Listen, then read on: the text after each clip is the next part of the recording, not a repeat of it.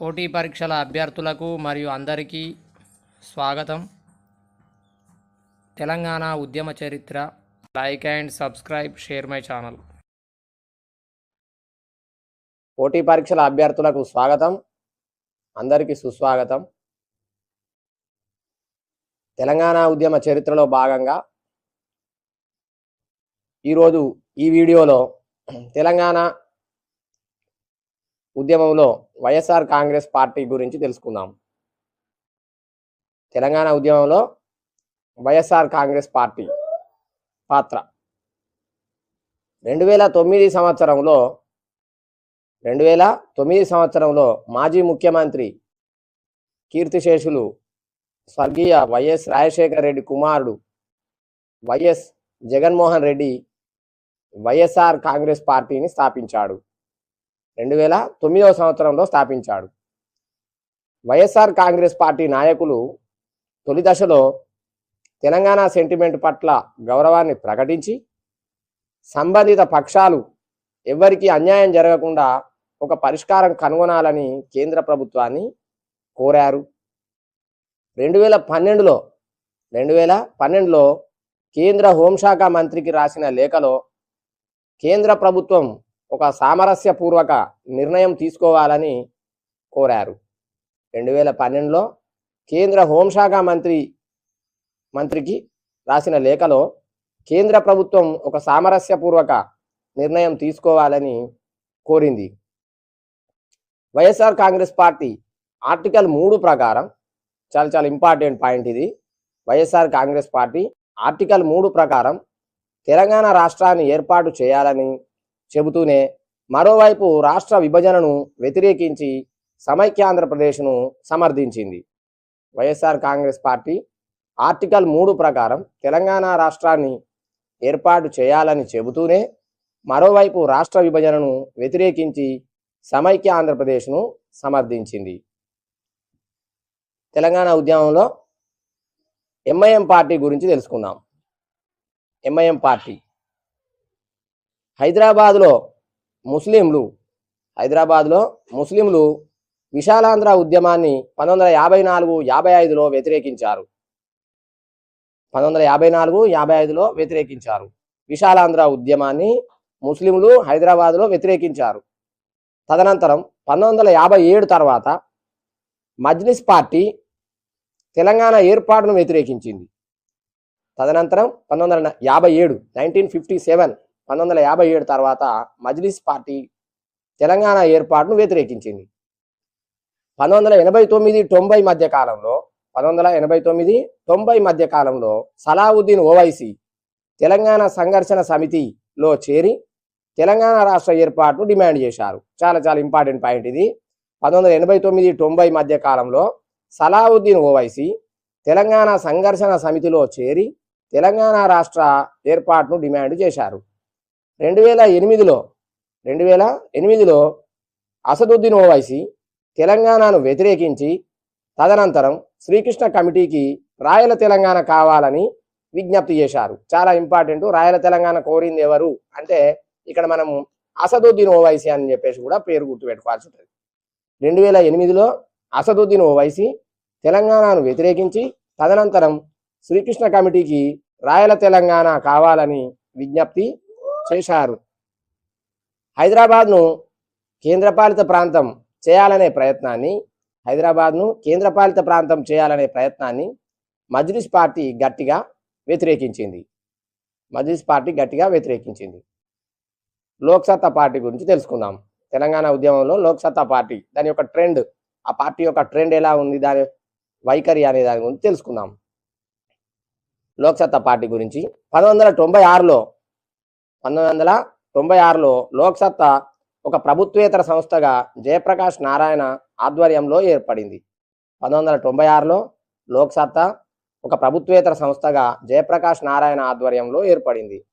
2006లో ఇది ఒక రాజకీయ పార్టీగా మారింది. 2006లో లోక్సత్తా పార్టీ ఒక రాజకీయ పార్టీగా మారింది. ఇతను 2009 ఎన్నికల్లో, ఇతను అంటే జయప్రకాష్ నారాయణ 2009 ఎన్నికల్లో కూకట్పల్లి నియోజకవర్గం నుంచి కూకట్పల్లి చాలా చాలా ఇంపార్టెంట్. కూకట్పల్లి నియోజకవర్గం నుంచి జయప్రకాష్ నారాయణ ఎంపీగా గెలుపొందారు. తెలంగాణ అంశంపై తన నిర్ణయంలో భాగంగా అభివృద్ధి అనే అంశంపై చర్చ జరపడానికి ఈ పార్టీ ప్రయత్నించింది.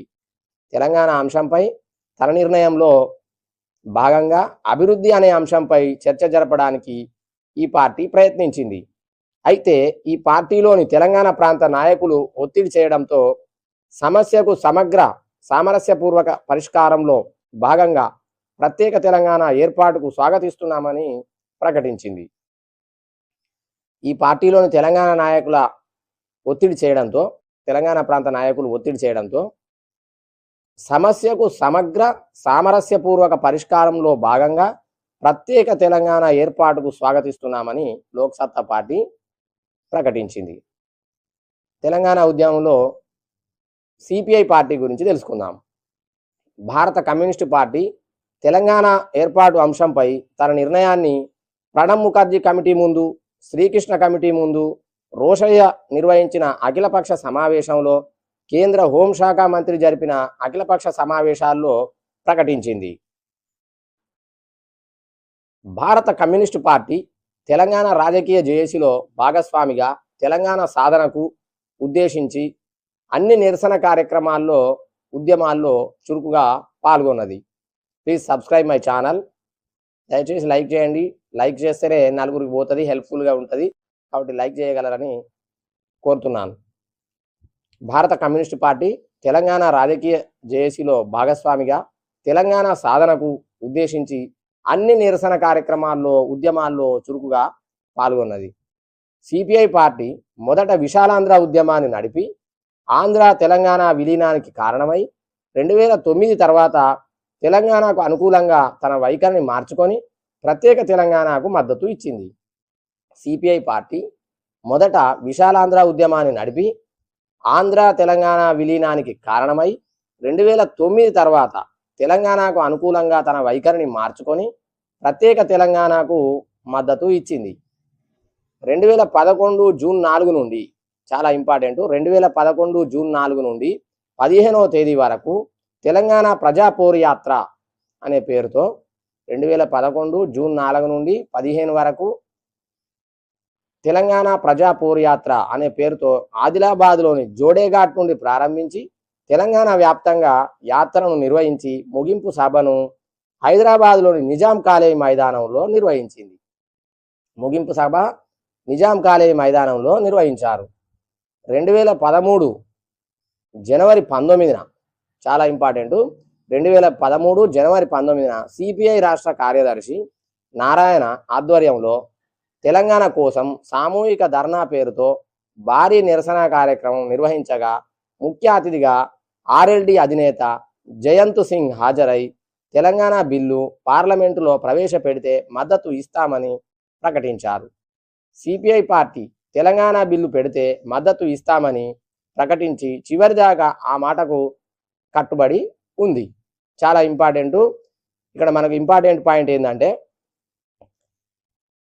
సామూహిక ధర్నా పేరుతో భారీ నిరసన కార్యక్రమం నిర్వహించగా ఎప్పుడు 2013 జనవరి 19న సిపిఐ రాష్ట్ర కార్యదర్శి నారాయణ ఆధ్వర్యంలో తెలంగాణ కోసం సామూహిక ధర్నా పేరుతో భారీ నిరసన కార్యక్రమం నిర్వహించగా ముఖ్య అతిథిగా ఆర్ఎల్డి అధినేత జయంత్ సింగ్, ఈయన పేరు గుర్తుపెట్టుకోవాలి, జయంత్ సింగ్ హాజరై తెలంగాణ బిల్లు పార్లమెంటులో ప్రవేశపెడితే మద్దతు ఇస్తామని ప్రకటించారు.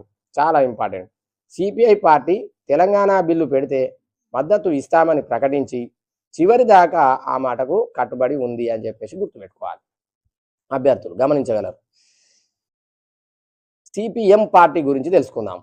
తెలంగాణ ఉద్యమంలో సిపిఐఎం లేదా సిపిఎం పార్టీ గురించి తెలుసుకుందాం. 1964లో భారత కమ్యూనిస్టు పార్టీ చీలిపోయి 1964లో భారత కమ్యూనిస్టు పార్టీ చీలిపోయి సిపిఐఎంగా ఏర్పడిన తర్వాత కూడా భాషా ప్రయుక్తంగా వ్యవస్థీకరించిన రాష్ట్రాలను విడదీయడం మంచిది కాదని పేర్కొన్నది. భాషా ప్రయుక్తంగా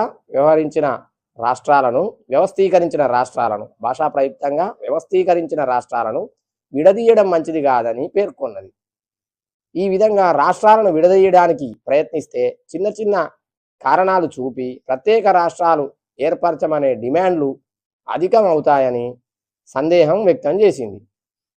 1969 నుండి తెలంగాణ విషయంలో కూడా రాష్ట్ర విభజన భాషా ప్రయుక్త ప్రాతిపదికన దెబ్బ తీస్తుందని కనుక తాము వ్యతిరేకిస్తున్నామని తెలిపింది. ప్రత్యేక తెలంగాణ రాష్ట్రం ఏర్పడే వరకు సిపిఐఎం ఇదే విధమైన వాదనను కొనసాగించింది. తెలంగాణ బిల్లు ఉభయ సభలో ప్రవేశపెట్టిన సందర్భంలో పార్టీ ఎంపీలు ఓటింగ్లో పాల్గొనలేదు. బాగా గుర్తుపెట్టుకోవాలి. వీళ్ళు ఓటింగ్లో సిపిఐఎం తెలంగాణ బిల్లు ఉభయ సభలలో ప్రవేశపెట్టిన సందర్భంలో సిపిఎం పార్టీ ఎంపీలు ఓటింగ్లో పాల్గొనలేదు. సిపిఐఎంఎల్ న్యూ డెమోక్రసీ గురించి తెలుసుకుందాం. సిపిఐఎంఎల్ న్యూ డెమోక్రసీ రాజకీయ జేఏసీలో భాగంగా ఈ పార్టీ వివిధ నిరసన కార్యక్రమాల్లో ఉద్యమాల్లో చురుకుగా పాల్గొన్నది. ఈ విధంగా పార్టీ ప్రత్యేక తెలంగాణ రాష్ట్ర ఉద్యమాన్ని ఆర్థిక దోపిడీకి సాంఘిక అణచివేతకు వ్యతిరేకంగా వచ్చిన ఉద్యమంగా భావించింది. ఈ విధంగా ఈ యొక్క సిపిఐఎంఎల్ న్యూ డెమోక్రసీ పార్టీ ప్రత్యేక తెలంగాణ రాష్ట్ర ఉద్యమాన్ని ఆర్థిక దోపిడీకి సాంఘిక అణచివేతకు వ్యతిరేకంగా వచ్చిన ఉద్యమంగా భావించింది. ప్రత్యేక రాష్ట్ర ఉద్యమంలో క్రియాశీలకంగా పాల్గొంటూ నూతన తెలంగాణ రాష్ట్రం వనరులను న్యాయబద్ధంగా పంపిణీ చేయడానికి, అభివృద్ధి అవకాశాలు కల్పించడానికి, ప్రజలకు సామాజిక న్యాయం అందించడానికి చాలా అవసరమని పేర్కొన్నది. 2009 ఆగస్టు 8న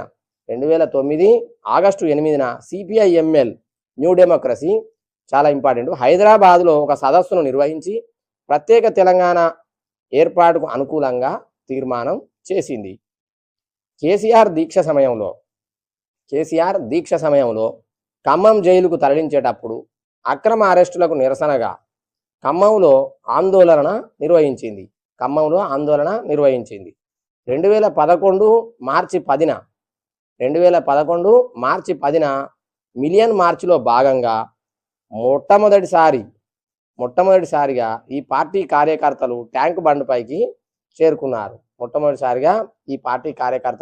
ట్యాంక్ బండ్పైకి చేరుకున్నారు.